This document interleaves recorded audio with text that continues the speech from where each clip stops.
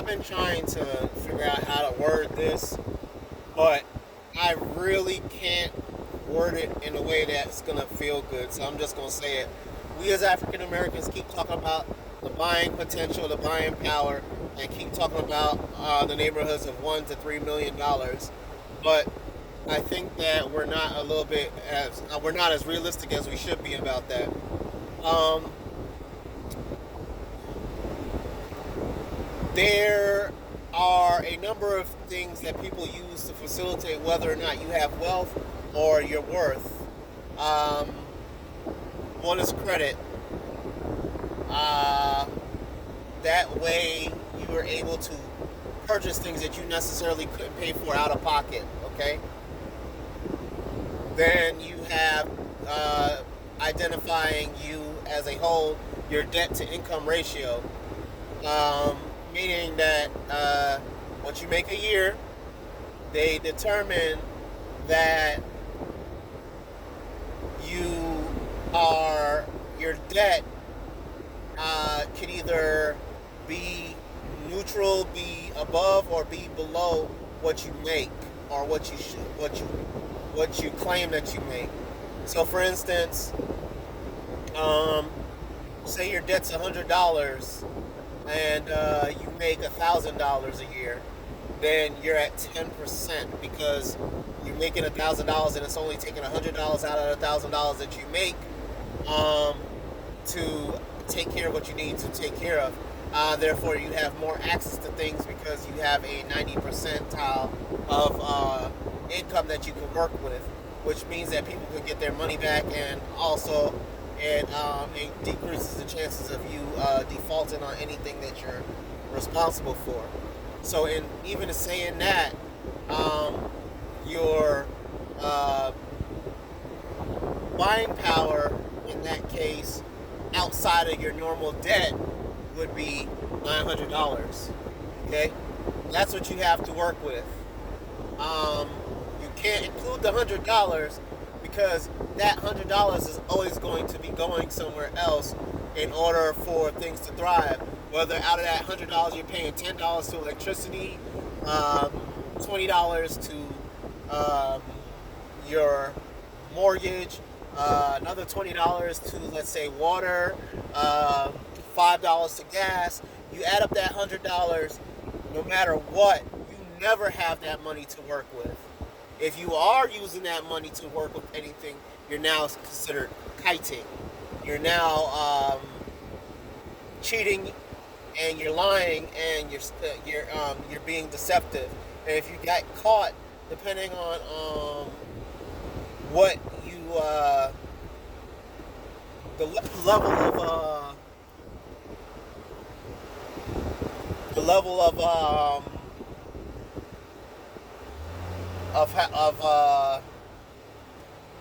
what you get caught with doing, you could actually do some jail time because a lot of people I know have in their time written checks on the basis of money they didn't have, and those checks would bounce back when you could get away with something like that. Because back in the day, it used to take 3 days to 2 weeks for a check to clear. So people would write a whole bunch of checks on money that didn't exist in order to get things that they wanted in hopes that they wouldn't get caught in time. So that's the kind of thing that people do. Therefore, your buying power is not $1,000; it's $900. So now, if you're with 10 people, you guys have a buying power of 9,000. You do not have a buying power of 10,000 if everybody has a debt to income ratio of 10% of $1,000 income. All right.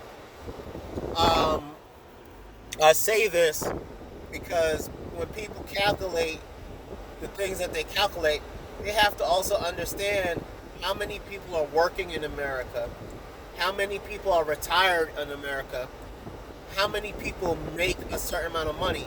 Like Kevin Samuels was talking about how many black men in America make $35,000 to $45,000 a year. All right.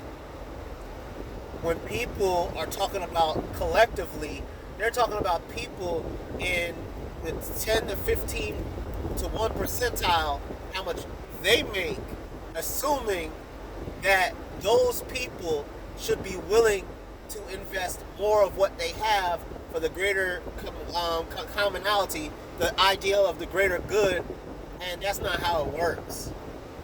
That's disrespectful.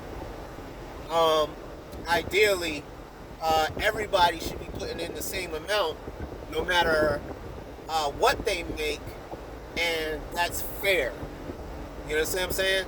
That's why when I said $80 a month, I said $80 a month across the board. If you all as individuals don't have $80 a month, then it's not necessarily for you to work this plan out. And people get offended and say, well, why can't I do 20? Why can't I do 40? Why can't, because you're messing up the flow of everything. You understand what I'm saying? There's an expectation of how much money should be statically available, so when people are trying to get stuff done, they can do it. But if you are not doing your fair share, you shouldn't expect to get the equal gain of it. Meaning that where you reside, where you live, if we're building something, there's going to be an expectation of everything being the same across the board, and that's not fair. It's not realistic, and that's why when you're building for your people, you can't be narrow-minded, and you can't come up with mythological theories on what we're capable of and what we could accomplish if so much of us are unemployed, so much of us are in jail, so many of us have mental disabilities, so many of us are elderly and surviving on income that they had when they were left over Social Security or possibly a 401k when they were working, and then you still have our children. So you gotta subtract all them from all the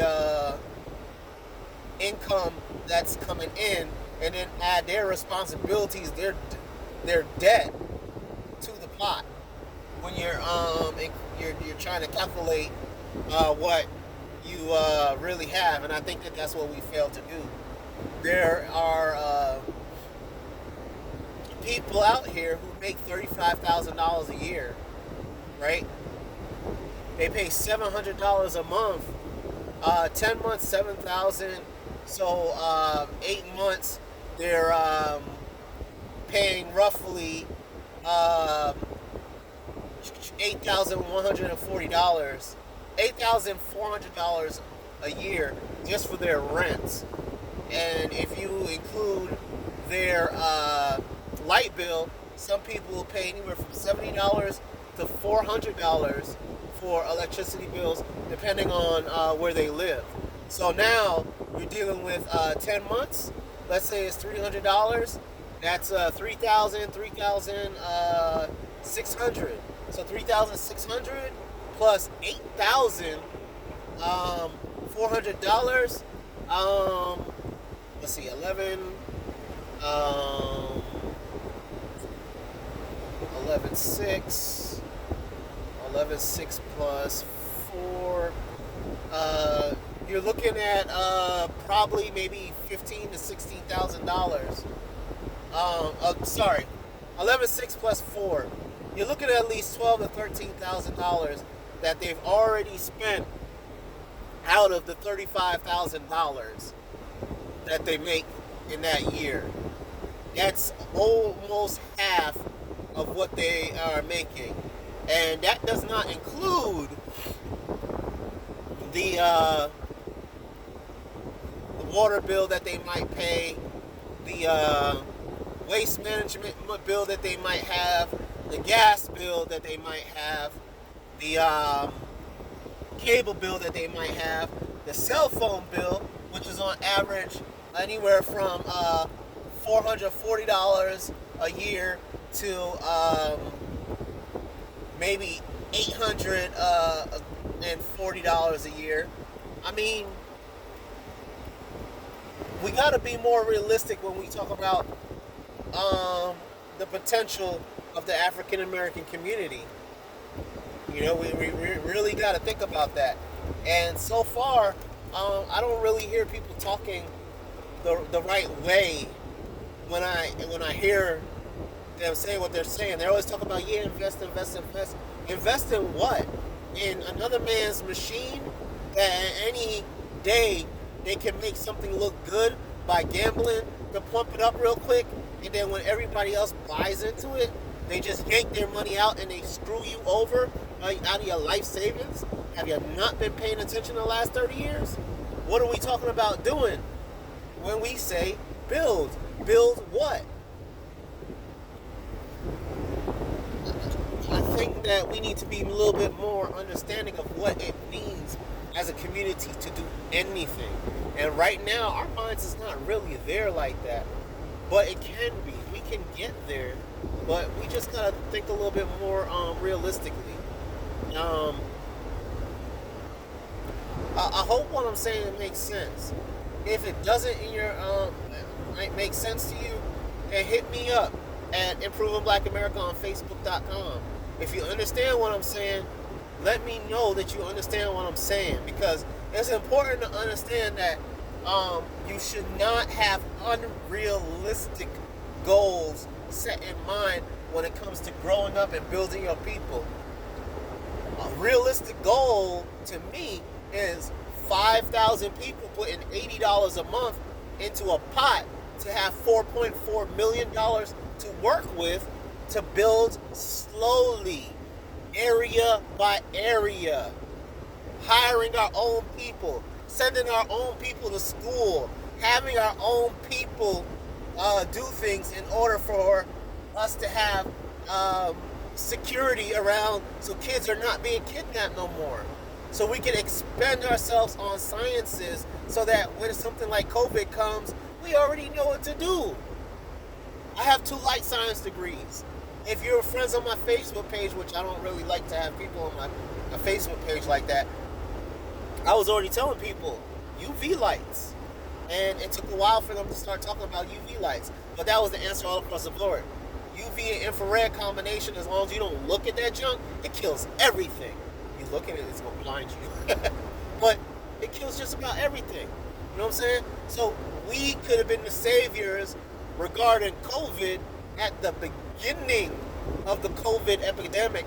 But because we don't have the organization set up so that we could do things, we have to wait, watch, and hope that America, the grand America, gets stuff done.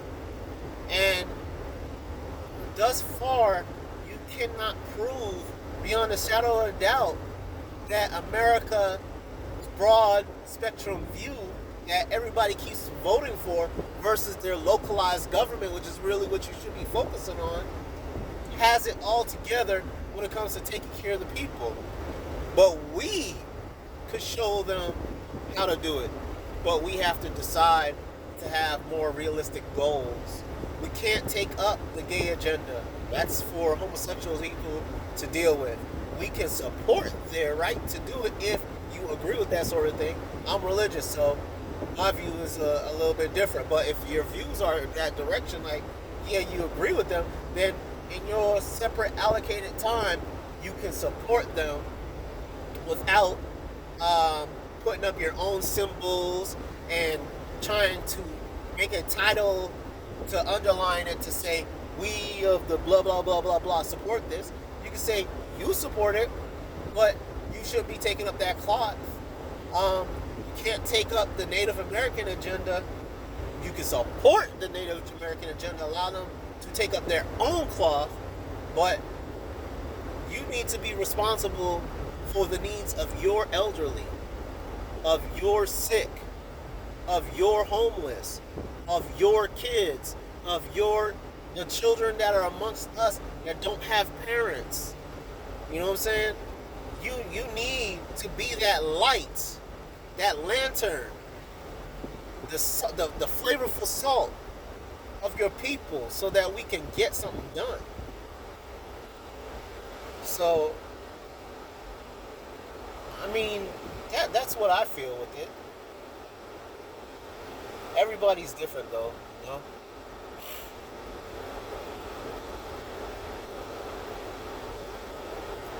everybody's different. Life's what you make it. I just hope people understand what I'm saying. But it was great talking to you.